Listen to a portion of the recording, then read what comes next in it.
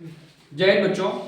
तो जैसा कि हम लोगों ने मतलब क्लास 10th यूपी बोर्ड जो मैथ है अनुसार शुरू किया था, ठीक है। उसमें 10 क्वेश्चन हम लोगों ने कर दिया था और आज हम क्वेश्चन नंबर 11 से स्टार्ट करने जा रहे हैं, ठीक है। तो देखिएगा क्वेश्चन नंबर 11 बच्चों।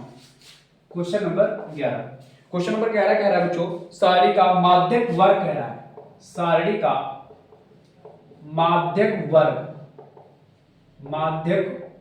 वर्ग बच्चों कह रहा है। निकालने के लिए हमारे पास वर्ग अंतराल बच्चों दे रखा है, वर्ग अंतराल, और हमको दे रखा है बच्चों बारंबारता, ठीक है। बारंबारता हमको बारंबारता, ठीक है। अब बच्चों दे रखा है वर्ग अंतराल 0 से 5 है, 5 से 10 है, ठीक है। 10 से 15 है बच्चों, और 15 से 20 है, ठीक है। और 20 से 25 है, ठीक है। और बारंबारता बच्चों हमको दे रखी है 2 7 3 10 4, 2 7 3 10 4, ठीक है। अब इस तरीके से बच्चों को क्या करना होगा, इसके लिए हमको माध्यक वर्ग अगर निकालना होगा तो हमको सबसे पहले निकालना पड़ेगा बच्चा संचयी बारंबारता। क्या निकालना पड़ेगा बच्चों? संचयी बारंबारता हम लोग निकालेंगे, संचयी बारंबारता निकालेंगे, ठीक है। संचयी बारंबारता कैसे निकालते हैं बच्चों? तो पहले लिखेंगे 2। अब बेटा इसको जोड़ते चले जाएंगे, ठीक है। 7 2 कितना होता है 9, और 9 3 कितना होता है 12, और 12 10 कितना होता है 22, और 22 में 4 कितना होगा बेटा, ऐसे जोड़ते हैं 7 2 9, 9 3 12, और 12 10 22, और 22 4 कितना होगा बच्चों 26, ठीक है। तो हमारा संचयी बारंबारता कितना आ गया 26। अब बेटा क्या करते हैं, बारंबारता का योग कर लेते हैं, ठीक है। कितना आएगा 7 2 9, 9 3 12, और 12 10 22, और 22 4 कितना होगा 26। ध्यान रखना बेटा, जो संचयी बारंबारता लास्ट में आएगी और वही बारंबारता का योग आएगा, ठीक है। जो बारंबारता होगा इसको बेटा हम लोग लिख लेंगे n बराबर 26। क्या लिख लेंगे? n बराबर 26, ठीक है। अब जितना बच्चों n आ जाएगा ना, इसको हम लिख लेंगे n/2 निकालेंगे। n 26 आ गया ना, तो हम निकालेंगे n/2। अब n बच्चों कितना दे रखा है 26, और 26/2 काट देंगे, कितना आ जाएगा 13, कितना आ जाएगा 13। अब बच्चों हमारे पास 13 आ गया। अब हम लोग देखेंगे संचयी बारंबारता में 13 कहां पर है बच्चों, तो 2 9 12। बच्चों हम देख पा रहे हैं जो 13 है वो 12 और 32 के 12 और 22 के बीच में है, 12 और 22 के कहां है बच्चों बीच में है, ठीक है।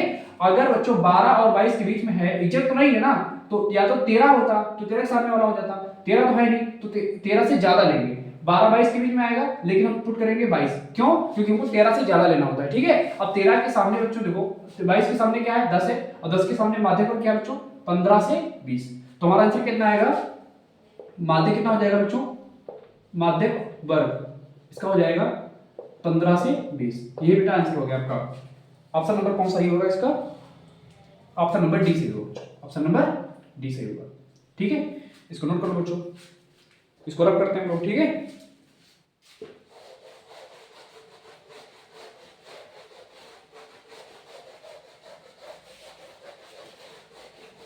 अगला बच्चों क्वेश्चन हमसे कह रहा है 12 नंबर क्वेश्चन से कह रहा है tan a = 8, ठीक है। हमसे कह रहा है 2 sin a × cos a का मान बताओ। तो 2 sin a × cos a का मान होगा, ये हमसे बच्चों क्वेश्चन पूछा गया है। तो बच्चों tan a बराबर कितना है 1 है, tan a किसका मान होता है बच्चों tan 45 का होता है ना, tan 45 = 1, tan 10 हो जाएगा कैंसिल, यानी कि a = कितना आएगा 45 आ गया। a कितना आ गया बच्चों 45। अब हमसे बात पूछा गया था बच्चों 2 sin a × cos a का वैल्यू। अब a का मान डाल दो, तो 2 a का मान निकाल चुके बच्चों 45, तो यहाँ हो जाएगा 45 × cos 45। a का मान यहीं पर निकाल चुके हैं, वहां आपने पुट कर दिया बच्चों, ठीक है। अब sin 45 का मान क्या होता है बच्चों 1/√2, cos 45 का होता है 1/√2, 2 गुणे, अब एक की 1 से गुणा करोगे 1 आएगा, √2 की √2 से गुणा करोगे 2 आएगा बच्चों, क्योंकि रूट की दो बार गुणा करते हो तो रूट हट जाता है, ठीक है। 2 से 2 कट गया, कितना आएगा आंसर 1। तो बेटा 2 sin a × cos a का मान भी कितना होगा 1 होगा बच्चों, ठीक है। इसके बाद बच्चों हम क्वेश्चन नंबर करते हैं 13 की बात। क्वेश्चन नंबर 13 देख लीजिए बच्चों कैसे लगेगा। क्वेश्चन नंबर 13 की बच्चों बात करते हैं। क्वेश्चन नंबर 13 कह रहा है वृत्त के केंद्र से 25 सेंटीमीटर की दूरी पर, क्वेश्चन नंबर बच्चों 13 है, कह रहा है एक वृत्त है बच्चों, अब वृत्त के केंद्र से 25 सेंटीमीटर दूर स्थित बिंदु Q से वृत्त की स्पर्श रेखा की लंबाई 24 सेंटीमीटर है, तो वृत्त की त्रिज्या होगी। कह रहा है बच्चों वृत्त के केंद्र से 25 सेंटीमीटर दूरी पर स्थित कोई बिंदु, ठीक है, क्यों है, ठीक है। और स्पर्श रेखा की लंबाई, स्पर्श रेखा की लंबाई बच्चों दे रखी है, स्पर्श रेखा की लंबाई मुझे दे रखी है बच्चों 24 सेंटीमीटर। हमसे बच्चों पूछा गया है त्रिज्या क्या होगी, आर हमसे पूछा गया है त्रिज्या क्या होगी वृत्त की। तो बच्चों लोग वृत्त बना लेते हैं, ठीक है, बना लिया। अब कह रहा है वृत्त के केंद्र से 25 सेंटीमीटर, केंद्र ये हो गया बच्चों, और ये वृत्त की त्रिज्या हो गई, इसको मान लेते हैं ओ, और इसके 25 सेंटीमीटर दूरी पर कोई बिंदु हमारा क्यों है बच्चों। 25 सेंटीमीटर दूरी पर स्थित कोई बिंदु क्या है, क्यों है। और बच्चों ये ओ क्यू कितना दे रखा हमको 25 सेंटीमीटर। अब बच्चों हम एक स्पर्श रेखा खींच देंगे, और स्पर्श रेखा की लंबाई कितनी है 24 सेंटीमीटर है। इसको बच्चों हम लोग कोई मान दे देते हैं पी, क्या नाम दे देते हैं पी। अब बच्चों देखो पाइथागोरस प्रमेय लग रही है, त्रिज्या और स्पर्श रेखा के बीच कोण बनता है बच्चों 90 डिग्री का, ठीक है। तो 90 के सामने वाला हमेशा कर्ण होता है, 90 के सामने वाला कर्ण। तो बच्चों कर्ण कितना हो गया 25। अब बच्चों ये क्या हो गया आधार, और ये क्या बच्चों हो गया लंब। तो हम लगा देंगे पाइथागोरस प्रमेय। अब हम लंब निकालेंगे बच्चों, तो क्या होता है पाइथागोरस में, पाइथागोरस प्रमेय निकालेंगे बच्चों। तो क्या हो जाएगा कर्ण का स्क्वायर बराबर आधार का स्क्वायर प्लस लंब का स्क्वायर। कर्ण बच्चों कितना दे रखा है 25, इसका स्क्वायर हो जाएगा। आधार बच्चों दे रखा है 24 का स्क्वायर। लंब मुझे बच्चों निकालना है, ठीक है। अब 25 का वर्ग कितना होगा 625, 24 का कितना होगा बच्चों 576, प्लस कितना होगा लंब स्क्वायर 625 माइनस 576 बराबर कितना हो जाएगा लंब का स्क्वायर। अब बच्चों घटा देंगे 625 में से 576 घटाओ कितना बचेगा 15 में से 6 गया 9, 11 में से 7 गया 4, यानी कि l स्क्वायर बराबर 4। तो बच्चों अगर l स्क्वायर बराबर 49 आया है तो l कितना आएगा √49, यानी कि लंब आ जाएगा बच्चों 7 सेंटीमीटर, है ना। और लंब ही हमारी त्रिज्या थी, तो त्रिज्या बच्चों कितनी आ गई 7 सेंटीमीटर, कितनी आ गई 7 सेंटीमीटर। यही आपका बेटा आंसर हो गया, ठीक है। अगर ऑप्शन की बात करें बच्चों तो इसका ऑप्शन नंबर आपका सही है ए, ऑप्शन नंबर ए सही है, ठीक है। चलो इसको नोट कर लो बेटा। इसके बाद हम क्वेश्चन बेटा पढ़ते हैं क्वेश्चन नंबर 14। क्वेश्चन नंबर 14 कह रहा है एक मीनार की ऊंचाई 20 मीटर है। क्वेश्चन नंबर बच्चों कह रहा है 14।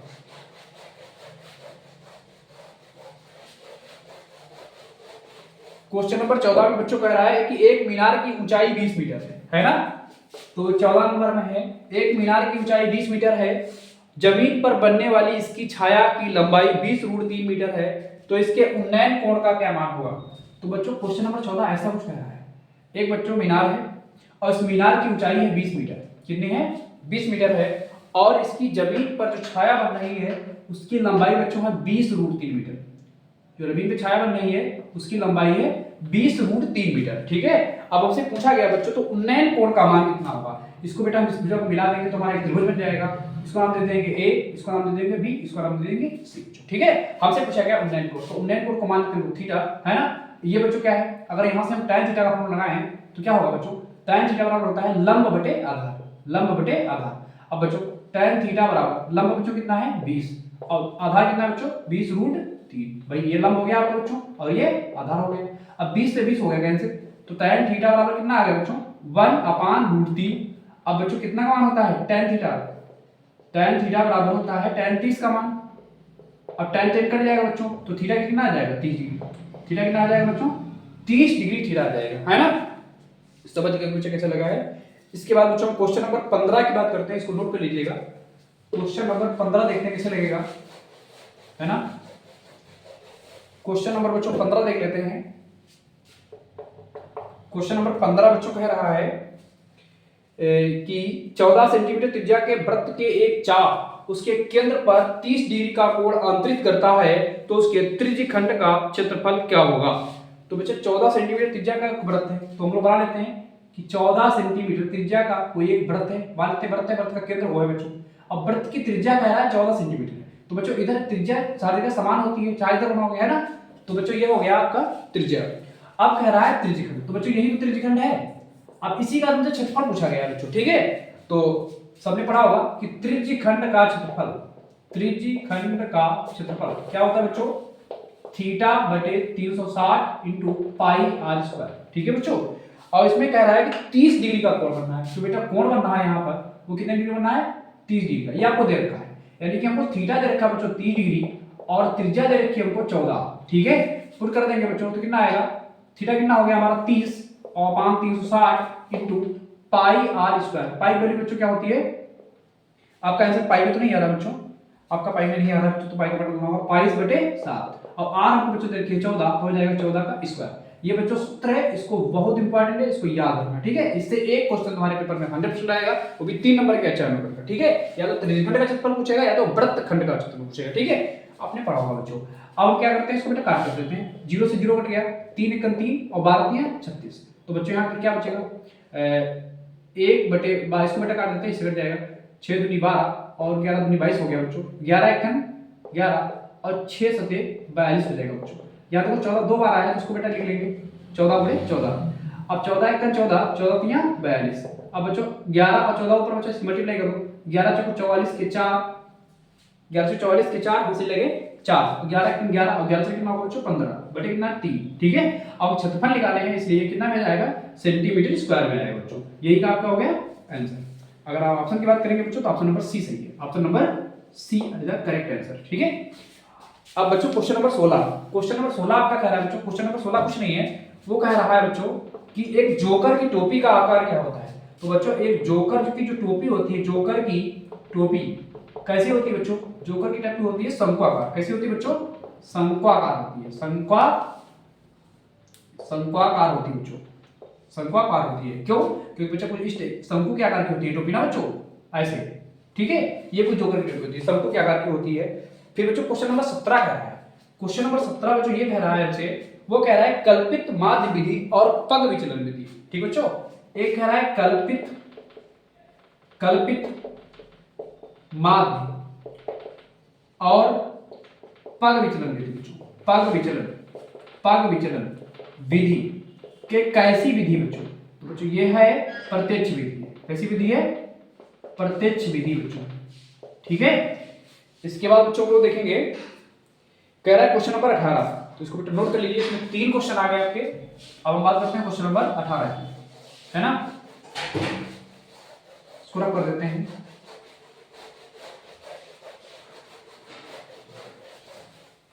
क्वेश्चन नंबर 18 बच्चों हमसे कह रहा है कि कुछ प्रेक्षणों का माध्य 15 है और मध्यिका 24 है, तो ये बहुलक क्या होगा। ये बेटा बहुत इंपॉर्टेंट क्वेश्चन है और हर बार पेपर में अवेलेबल होगा। ठीक है, क्वेश्चन नंबर 18 कह रहा है बच्चों, हमको दे रखा है माध्य दे रखा है और मध्यिका दे रखा है, हमसे बहुलक पूछा गया है। तो बच्चों माध्य हमको कितना दे रखा है, माध्य मुझे दे रखा है 15। ठीक है, और मुझे मध्यिका दे रखा है 24। मध्यिका बच्चों कितना दे रखा है 24। अब हमसे बहुलक पूछा गया है। ठीक है, बहुलक हमसे पूछा गया है। तो बच्चों बहुलक का जो फार्मूला होता है वो याद कर लो बेटा, बहुत काम आएगा। बहुलक बराबर होता है 3 मध्यिका माइनस 2 माध्य, 3 मध्यिका माइनस 2 माध्य। बच्चों ये फार्मूला है, इसको याद करो। यहां से बच्चों या तो बहुलक पूछेगा, या तो मध्यिका पूछेगा, या तो माध्य पूछेगा, तीनों में से कोई आप निकाल सकते हैं। ठीक है, हमसे पूछा गया बहुलक, तो बच्चों बहुत आसान है। 3 इंटू मध्यिका की वैल्यू कितनी दे रखी है 24 माइनस 2 गुणे माध्य कितना दे रखा है 15। अब बच्चों 24 दिया कितना होता है 72 और माइनस 15 दूनी कितना होता है 30। अब घटा देंगे कितना बचेगा बच्चों, तो 2 और 7 में से 3 4 42 आ गया मेरा ना। तो बच्चों ऑप्शन नंबर डी सही, option number D correct answer होगा। ठीक है, इसके बाद देखते हैं बच्चों क्वेश्चन नंबर 19, वो कह रहा है एक पासे को एक बार फेंका जाता है तो एक सम संख्या होने की क्या प्रायिकता होगी। तो बच्चों देखते हैं क्वेश्चन नंबर 19 क्या होगा। क्वेश्चन नंबर 19 बच्चों देख लेते हैं। कह रहा है एक पासा है बच्चों जिसे फेंका जाता है तो उसे सम संख्या आने की क्या प्रायिकता होगी बच्चों। तो एक पासा है, पासा को अगर फेंकेंगे आप तो उसमें प्राप्त हो बेटा, एक देखो प्रायिकता का फार्मूला होता है, बेटा लास्ट में बताएंगे। तो Ne, ठीक है, मतलब Na सॉरी, बेटा एक पासे को फेंकोगे तो उसमें क्या क्या संभव हो सकता है प्राप्त हो जाए। तो बेटा एक पासे को फेंकने पर प्राप्त होता है, ये तो 1 आएगा, ये तो 2 आएगा, 3 आएगा, 4 आएगा, 5 आएगा, 6 आएगा, कुछ भी आ सकता है बेटा ना रैंडम से। आप पूछ रहे हैं सम संख्या आने की क्या प्रायिकता होगी। तो बच्चों सम संख्या आने की यानी तुम्हारी घटनाएं हैं तो वो बच्चों कितनी हो जाएंगी, 2 आ सकता है, 4 आ सकता है, 6 बेटा देखो 2 आ सकता है, 4 आ सकता है और 6 आ सकता है। टोटल बेटा परिणाम कितने थे, टोटल परिणाम कितने थे 6। और बेटा हमारे जो समान विपरीतता क्या होगी, 1 2 3, कितना है 3। तो बेटा इसका फॉर्मूला होता है प्रायिकता का NE/NS, मतलब जो आणविक प्रायिकता हो, सब संख्या आणविक प्रायिकता कितनी बच्चों, 3 तो आ सकता है, 2 आए 4 है 6, तो 3 बार तो आ सकता है, 1 2 3, 3 तरीके इसके ना, तो ऊपर आ जाएगा 3 बच्चों। टोटल नीचे कितने पदाम आ सकते हैं पासे में, तो आ सकते हैं 6, कितना आ सकते हैं 6, तो नीचे 6 लेंगे, काट देंगे 3 1 3, तो नीचे कितना आ जाएगा बच्चों 1/2, तो ये आपका आंसर हो गया। इसका ऑप्शन नंबर बी सही है, option number be the right answer है। ठीक है, अब हम बात करेंगे बच्चों क्वेश्चन नंबर 20 की। लिखा है बच्चा, अच्छी प्रकार से फेंटे हुए ताश में 52 पत्तों में से एक पत्ते को यादृच्छा निकालने पर रानी होने की क्या प्रायिकता है। 52 पत्ते हैं बच्चों, उसमें से एक पत्ते को यादृच्छा निकालने पर वो कह रहा है रानी होने की क्या प्रायिकता होगी। तो बच्चों हम लोग जानते हैं कि पत्ते कितने होते हैं 52, इसमें लिखा है बच्चों 52 है। अब क्या रानी कितनी होती है बच्चों, तो बेटा ऐसे मुझे जानते होंगे, इक्का भी 4 होता है, ठीक है, इक्का 4 होता है, रानी भी 4 होती है बच्चों। तो कुल पत्ते बच्चों कितने हैं, कुल पत्ते बच्चों मेरे पास हैं 52। अब बच्चों रानी कितनी होती है, रानी होती है बच्चों 4, कितनी होती है 4, ठीक है। अब कह रहा रानी होने की क्या प्रायिकता बच्चों, तो P रानी होने की, किसकी, रानी होने की। तो बेटा क्या होगा, ऊपर लिखते हैं हम जो रानी जितनी है, कितनी बेटा है 4 है, तो कुल परिणाम तो 4 आ सकते हैं, लेकिन टोटल परिणाम कितने बेटा 12 है ना, 4 तरीकों से काट देंगे, 4 1 4, 13 चौको 52, तो बच्चों इसकी प्रायिकता कितनी आ जाएगी 1/13। इसका भी बच्चों ऑप्शन नंबर बी सही है, ठीक है, चेक कर सकते हैं आप लोग। तो बेटा आज हमने क्वेश्चन 20 करा दिए हैं, ठीक है। अब हम अगले नेक्स्ट से खंड बा जो है वर्णनात्मक प्रश्न वो कराएंगे इसके आगे के पुनः आगे वाले वीडियो में। अब बच्चों आप वीडियो देखते रहिएगा, आपको बहुत अच्छा लगेगा, और आप एक काम करिएगा उसको सब्सक्राइब भी कर दीजिएगा बच्चों, ठीक है। जय हिंद।